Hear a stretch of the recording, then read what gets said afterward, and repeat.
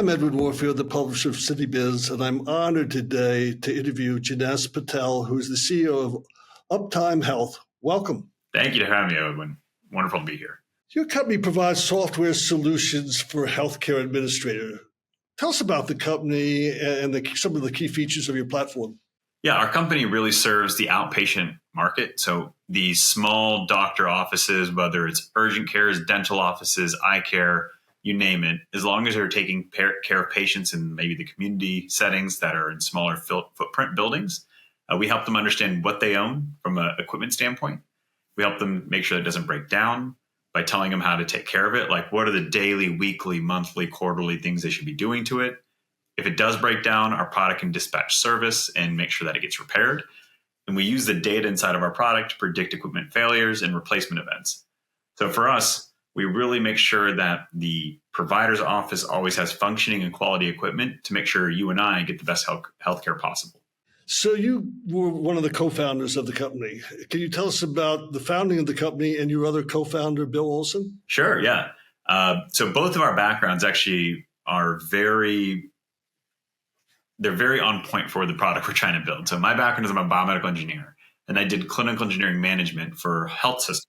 So the bigger hospital buildings, we made sure that all of the equipment inside our 600, 400 inpatient bed hospitals was working in compliance, did vendor negotiations, had technician teams that went building to building. That was my whole world. And I realized when we started acquiring a bunch of urgent cares that they didn't have a lot of systems, tools, processes themselves. And the type of facility it is different fundamentally than what we had. We had part rooms in the basements. We had technicians in the basement who fix things and go back up and kind of take care of it that way. In the small urgent care, you might only have one machine that breaks down every now and then, but there's no parts on site. There's no technician on site. So there's a trip there, trip back, and it was just really inefficient. So we thought we could give them a tool to see how they could better self-manage without having one of us be on site all the time. And we couldn't find one in the industry. So we built one. My co-founder, Bill, he's a smarter one out of both of us. He's the CTO as well. So he does, I call him the wizard. He does all the magic behind the keyboard. And essentially, he was a CTO of a company called Accruent prior. Accruent is the largest asset management platform in the healthcare or health system space as well. So the buildings I used to operate in, even though we might have not used Accruent, they were the leading provider of platforms in that space. So he had the background of how do you create asset or equipment management technology tools. And he also realized that there was no downstream solution for the smaller buildings. So both of us came together in Boston and decided to tackle this problem together. And that's kind of how we started the company. So in May, you acquired Dental Whale. Tell us about some of the key highlights of that acquisition and the implications for your company. Yeah, so this is actually an interesting pivot that we had to do from when we founded the company to today. So during the COVID years, everyone went through that, especially that you built a company. We had to switch our target audience from urgent cares and surgical centers who are firefighting COVID and making sure they're taking care of patients to dental offices or other kinds of healthcare offices that could utilize our tool that might not be hit with the same patient burdens with all the case counts. So we pivoted to dentistry.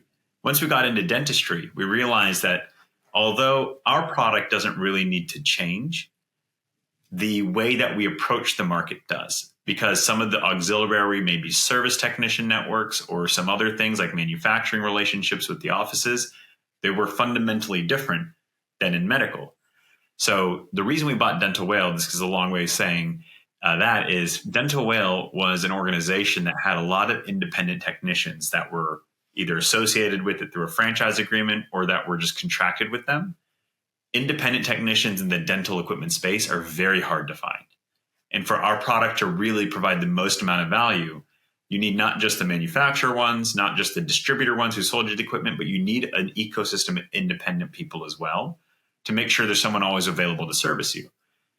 That company was going through a moment of distress, and we didn't know what was going to happen to it.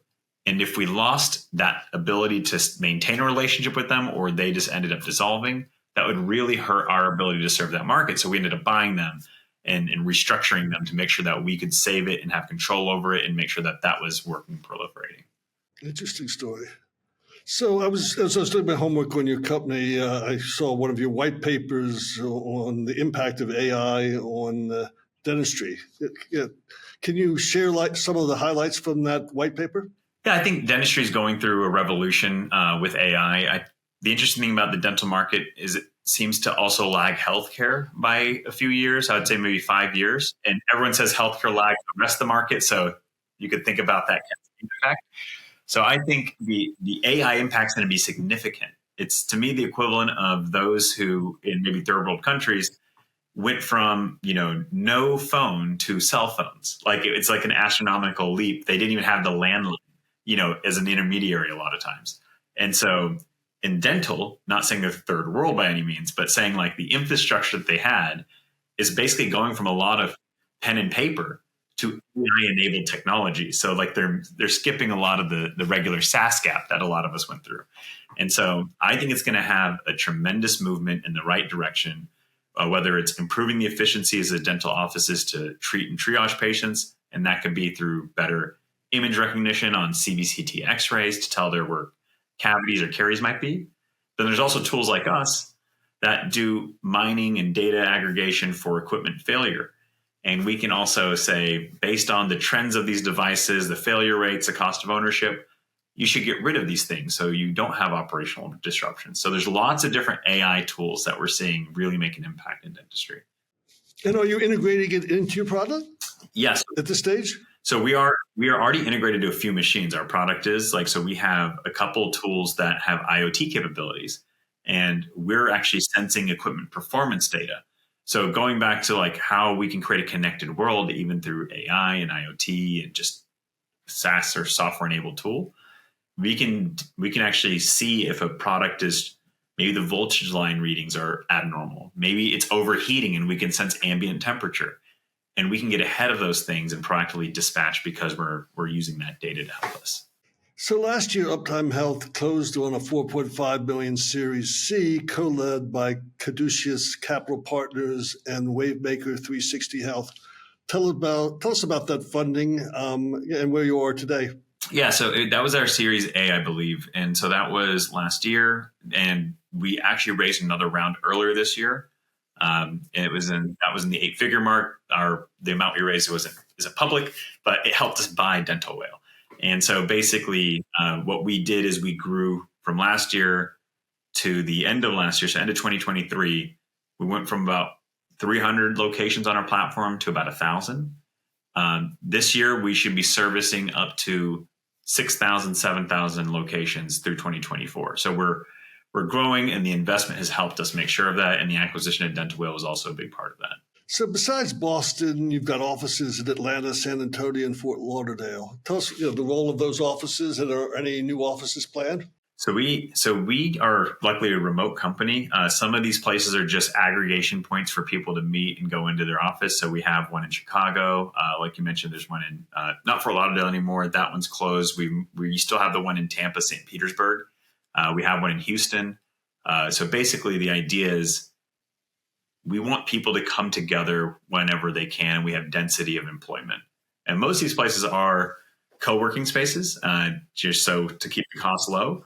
But the one in not Fort Lauderdale, St. Petersburg, that's an actual like warehouse where people go in every day and do equipment service and repair, and a depot repair style business. So they get shipped hand pieces, and they do the repair and they ship it back out. So that's the only place, let's say, people go in on a regular fashion. So interesting. And so, what is your growth strategy? Do you have any other acquisitions on the horizon, or is it internal growth? I mean, what you've got the VCs prodding you to grow? Obviously, tell us what mix of internal growth and acquisition are you looking at? I think moving forward, at least for a little while, we'll focus on just internal or organic growth through regular solutions and softwares that we already produce. And so I would say the hyper focus is cross-selling a lot of the solutions we have. So we have this whole service team now, and we have the software. And now that we can control both, like a lot more deeply with that acquisition, we can create, planned maintenance and service agreements plus software plus equipment purchases. So we can actually bundle it all and sell it as a single solution to end users. That's something that we're going to start moving forward with next year. So that we should expect growth there. The other thing is we're also landing partnerships with some of the biggest distributors in the dental space. So we have right now partnerships with 2 of the top 4 equipment distributors in the entire industry, and they're helping push our product to their client base, because one of the biggest fundamental problems in medical dental, doesn't matter, is there isn't a lot of service technicians to go around, period, to service equipment. And a lot of times these are not big revenue generators, and sometimes they're not generating any profit. It's actually a loss leader for distributors. So if our product can reduce failure rates because people are taking better care of their equipment, since we're telling them how to do that, if we're proactively getting rid of problematic equipment, this will actually help save money for our distributors. And they can also get data to see what kinds of equipment their client base will need next. So they're creating a true consultative sale. If we tell our partner and the client, this unbiased data set says you might need a new sterilizer, well, instead of that distributor not knowing what your real needs are and trying to sell you a chair, they can come to you with sterilizer options and saying, hey, I've noticed that this is something that you might need. You want to talk through options. This is a good time. So that's why the distributors are partnering with us, and we expect them to help fuel our growth, a lot of it. So those distributor partners, they could be strategic investors, theoretically, no? They could be.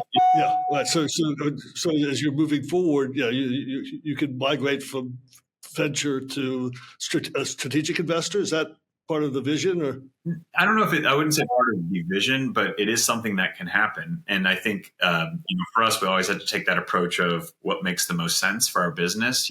Getting involved closely with one, does that preclude others from wanting to do business with us? So we have to make sure that we're doing the right thing for the growth of the company.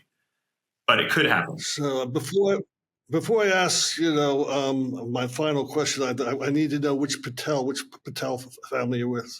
Yeah. I know it's I'm just teasing. Yeah. I was like, I don't even know how to tell you. I'll find this from the 23andMe and I'll point back to the same Patel family, probably. One of my favorite movies. So my last question, is there any part of your journey, your entrepreneurial journey or your personal journey that you'd like to share with our viewers that you haven't covered? No, I think it's just one of those, we talked about earlier, the pivot and just the ability to grow and change whether it's target market, your solution, but really adapt to whatever the industry's telling you that they need. That is the one thing I think we've done really well. We first started off our company with the true asset management only solution. Just tell you what you own and how to take care of it.